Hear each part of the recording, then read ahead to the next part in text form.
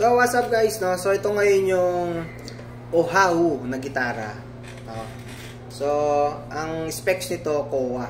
Kowa yung kahoy, yung body, then yung neck blackwood, tapos yung fretboard blackwood din. Ito yung sa likuran nyo. Yan. Ito nyo ba? Tapos dito sa side na to, dito nakalagay yung tuner, then yung volume. Titingnan ko na lang, volume, treble, mid, saka bass. Yan. Sa kabilang side, dito nakalagay yung cutaway. No, then andito rin yung sasaksakan papunta sa amplifier. So, sound check. Gaano ba kaganda ang wood ng Kowa?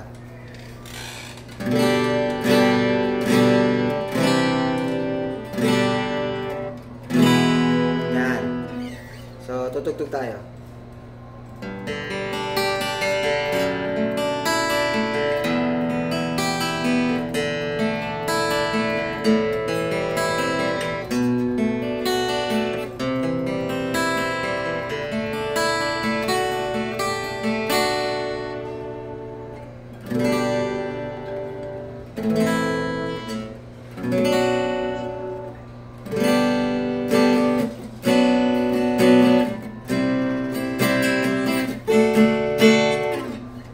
Yun.